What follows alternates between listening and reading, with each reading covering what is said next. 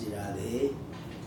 आइए छठे स्कंध के 15वें और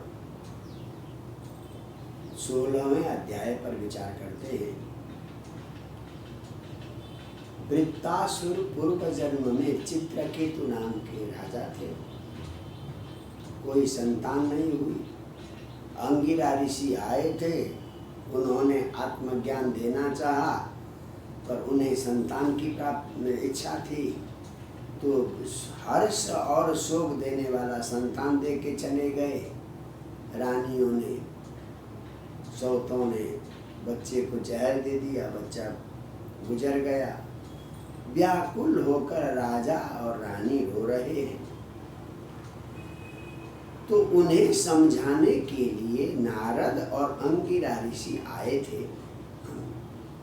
इस कहानी को 14वें अध्याय में सुन चुके। अब दोनों ऋषि आए। मृतक उपांते, बच्चा मरा हुआ है, उसके बगल में राजा और रानी विलाप कर रहे हैं। तो उन्होंने कुछ अच्छी बातें कहकर समझाना चाहा। ऋषि अंगिरा और नारद तो कहते, कोयम सा तब राजेंद्र भवान ये मनुष्योचति। भाई, ये जो लाश पड़ी हुई है तुम्हारा कौन है जिसके बारे में सोचती हो? तुम चाहे खत्म, इस सृष्टि में न जाने कितने बार तुम्हारा जन्म हुआ, कितने बार उस बच्चे का जन्म हुआ, तो तुम्हारा क्या संबंध है? समझाते हैं। यथा प्रयांति संयांति स्रोतो वेगेन बालुका। नदी में छोटे छोटे रेत के कण हैं, बहते हुए कितनी बार कौन सा रेत का कण किस कण से मिल जाता है और बिछुड़ जाता है, इसकी कोई गिनती नहीं होती। वैसे ही इस संसार में कितने जीव कितनों से मिलते हैं और कितनों से बिछुड़ जाते हैं, कोई अता पता नहीं। हाँ, अनंत अनंत ब्रह्मांड में अनंत अनंत जीव मिलते भी हैं, बिछुड़ते भी हैं। दूसरा उदाहरण देते हैं। यथा धाना सुबह दाना, जैसे हम धान गेहूं आदि बोते हैं, तो किसी धान से भी अंकुर पैदा होता भी है, किसी से नहीं भी होता है। जाए भवंती न भवंती, किसी किसी धान से अंकुर पैदा होता है, नया पौधा पैदा होता है, किसी से नहीं होता। उसी प्रकार से मनुष्य में भी किसी की संतान होती है, किसी की नहीं होती है। संसार का नियम है। अब देखो, तुम हो, हम हो, ये सारे संसार के मनुष्य जो हैं, न तो जन्म से पहले थे। ये जो शरीर है, जो स्ट्रक्चर है, जन्म से पहले ऐसा शरीर नहीं था, मृत्यु के बाद भी ऐसा शरीर नहीं रहेगा। और बीच में जो दिख रहा है वो भी केवल भ्रांति है। जो न तो जन्म से पहले था ऐसा शरीर, न मृत्यु के बाद होगा। तो फिर ये जो बीच में दिख रहा है ये भी भ्रांति है। इस प्रकार से बहुत समझाया ऋषियों ने। समझाने के बाद राजा कहता है कि आप लोग कौन है, कौन ऋषि है जिन्होंने पुत्र दिया था, आशीर्वाद के रूप में पुत्र दिया था, उन्हें ही राजा भूल गया। शोक में इतना तप्त है, इतना दुखी है, उनको भी वो याद नहीं कि ये अंगिरा और नारद ऋषि हैं। तो अंगिरा ने कहा, भाई देखो, तुम्हें पुत्र देने वाला मैं अंगिरा ऋषि हूँ और ये भगवान नारद जी हैं। तुम्हें पहले ही हम आत्मज्ञान देने के लिए, भगवत प्राप्ति का मार्ग बताने के लिए आए थे, पर तुम पुत्र मोह में इतने फंसे थे, तुम्हें तो पुत्र ही चाहिए था।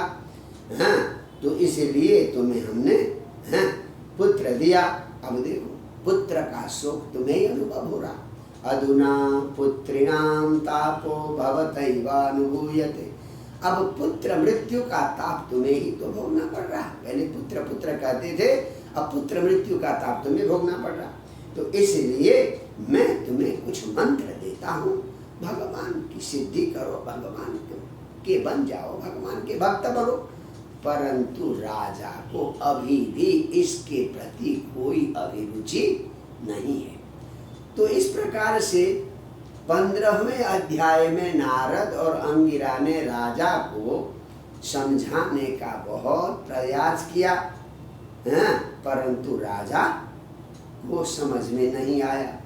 अंततः ऋषियों ने क्या किया, जो बच्चा मरा हुआ था उस मरे हुए शरीर में उस गए हुए जीव को बुलाया। पड़े योगी ऋषि थे, तो उस जीवात्मा को, जो शरीर छोड़ के जा चुका था बच्चा का जीवात्मा, तो उसको बुलाया और कहा, अरे जीवात्मा देखो, तुम्हारे माता पिता तुम्हारे लिए बहुत रो रहे हैं, तुम्हारे बंधु बांधव भी रो रहे हैं, अब तुम इस शरीर में प्रवेश करके बची हुई आयु बिताओ और खूब राज्य का भोग करो। तुम भाई, ये शरीर तुम्हारा, राजा का पुत्र है तुम्हारा शरीर, तो राज्य श्री का भोग करो। अब तुम इस शरीर में प्रवेश करके बची हुई आयु बिताओ। जब ऐसा अंगिरा और नारद ऋषि ने कहा, तब जीव उत्तर देता है। बहुत सुनने लायक बात है, आप देखें। जीव क्या कहता है, कस्मिन् जन्मन्यमी मह्यं पितरो मातरो भवन् कर्मभिः भ्राम्यमाणस्य देवतिर्यज्ञयोनिषु। अजी हम जीव तो अपने कर्म के कारण कभी देवताओं की योनि में, कभी पशु पक्षी की योनि में, कभी मनुष्य की योनि में घूमते रहते। जीव जब तक भगवत साक्षात्कार नहीं करेगा तब तक नाना योनियों में घूमता रहेगा। वे किस जन्म में ये मेरे माता पिता थे बताइए। अभी अभी देह छोड़कर गया हुआ जीवात्मा कहता है कि किस जन्म में ये मेरे माता पिता थे। देखो वो जीवात्मा ज्ञान दे रहा, क्या कह रहा, बंधु ज्ञात्यरि मध्यस्थ मित्रोदासीन विद्विष सर्वे वही सर्वेषां भवन्ति।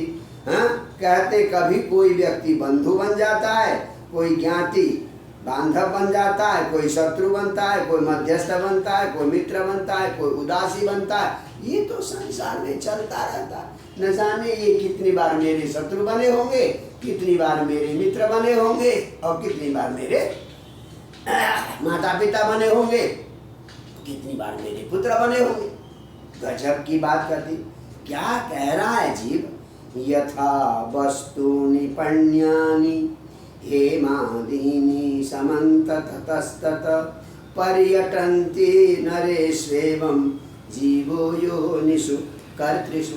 जैसे बाजार में आप कुछ सामान लेने के लिए जाते हैं तो रुपया देकर सामान खरीदते हैं। वो रुपया आपके हाथ से उसके पास गया, वो और किसी को देगा, वो और किसी को देगा, वो और किसी को देगा। तो ये जो रुपया है ये तो न जाने किन किन हाथों में जाता है। ऐसे ही जीव न जाने किन किन योनियों में जाता है।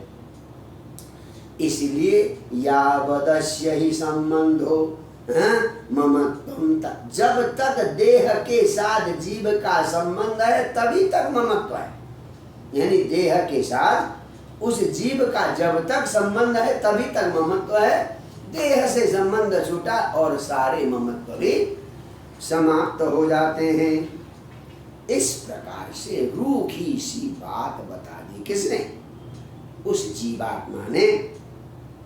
और तो कहते हैं भाई आत्मा तो न किसी का गुण लेता है, न किसी संबंध को स्वीकार करता, मैं तो आत्मा हूँ। और जो संबंध वाला था शरीर, वो शरीर छूट ही गया है। जब ऐसा कहा, इतना कहकर जीवात्मा उस शरीर को छोड़कर चला गया। सब लोग बड़े आश्चर्य में पड़ गए। अब थोड़ा सा राजा चित्रद्युम्न और कृतद्युति को थोड़ा होश आया, तो उन्होंने उस बच्चे का दाह संस्कार आदि किया। और जिन रानियों ने षड्यंत्र करके जहर दिया था, अब ऋषियों के सामने तो कोई बात छिपने वाली नहीं। कहा कि इन्हीं रानियों ने जहर दे के मारा है बच्चे को। तो रानियों ने जाकर बाल हत्या का जो दोष है उस दोष को शांत करने के लिए तो जैसा ब्राह्मणों ने निर्देश किया, यमुना में जाकर वो प्रायश्चित्त करने लगी। तो इस प्रकार से अब राजा चित्तकेतु का मन भी थोड़ा सा शांत हुआ। अब ऐसे हुआ, कहते हैं गृहांत कूपात निष्खांद सरह पंकादिवत। जैसे कीचड़ में फंसा हुआ हाथी कीचड़ से बाहर निकल जाए तो बड़ा प्रसन्न होता है, तो संसार के बंधन में फंसा हुआ राजा चित्रकेतु अब उस बंधन से अलग होकर प्रसन्न हो गया। अब यमुना में जाकर नित्य स्नान करता, वो मौन धारण किया, अपने को पात्र बनाकर गुरुजनों से शिक्षा ली, दीक्षा ली। तो यहाँ पर दीक्षा दे दी नारद ने। ओम नमस्तुभ्यं भगवते वासुदेवाय धीमहि प्रद्युम्नाय अनिरुद्धाय नमः संकर्षणाय च। भगवान चतुर्व्यूह भगवान की मूर्ति की दीक्षा दी। अब वो बैठकर जपने लगे हैं।